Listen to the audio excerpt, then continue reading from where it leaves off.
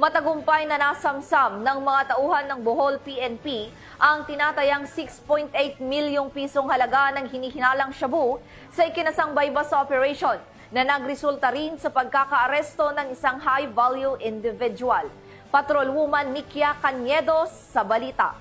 Aabot sa 6.8 milyon na halaga ng pinaghihinalaang shabu ang nasabat ng kapulisan mula sa isang lalaki na target sa buy-bust operation na isinagawa sa Puro 4 Barangay Sentro, Tubigon, Bohol nitong ika-11 ng Oktubre taong kasalukuyan. Kinilala ni Police Captain Carl Jobel Lofranco, Chief o Police ng Tubigon Municipal Police Station, Bohol Police Provincial Office, ang suspect na si alias Antoy, 41 anyos, high-value individual, residente ng Sitio Ingod, Barangay Sentro, Tubigon, Bohol. Dakong alas 11:36 ng umaga nang isinagawa ang buy-bust operation ng mga operatiba na naging dahilan sa pagka-aresto sa suspect. Nakuha mula sa suspect ang 2 medium size at 2 large pack ng hinihinalang shabu na nasa 1,000 na gramo at may standard drug price na 6,800,000 pesos. Bukod sa droga, nakuha din mula sa operasyon ang isang backpack, brown paper bag, 2 plastic bag at buy-bust money. Mahaharap ang suspect sa kasong paglabag sa Section 5 Act 11, Article 2 ng RA 9165 o Comprehensive Dangerous Drugs Act of 2002. Ako po si Police Colonel Patricio Sedigay Jr., ang Provincial Director ng Bohol Police Provincial Office.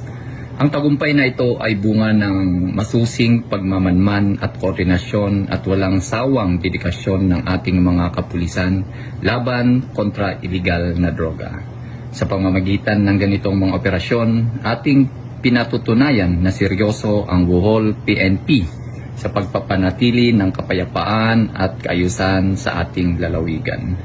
Nais naming paalalahanan ang publiko na maging mapagmatsyag sa inyong mga komunidad. Kung may nalalaman kayong kahina-hinalang aktibidad o mga personalidad na sangkot sa iligal na droga, huwag mag-atubiling makipag-ugnayan sa pinakamalapit na himpilan ng pulisya o sa pamamagitan ng aming hotline numbers. Ang inyong pagkikipagtulungan ay napakahalaga upang tuluyan masugpo ang banta ng iligal na droga sa ating mga kabataan at komunidad.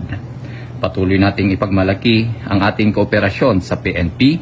Sama-sama nating itaguyod ang bagong Pilipinas na payapa, ligtas at malaya sa droga. Ang naturang operasyon ay isang patunay na walang humpay na pagsusumikap ng kapulisan sa paghuli ng mga drug personalities bilang bahagi ng mas malawak na kampanya laban sa iligal na droga. Mula dito sa Bohol Police Provincial Office, ako yung Police News Network Correspondent, Patrolwoman Nikia Cañedo, alagad ng batas, tagataguyod ng balitang pulis.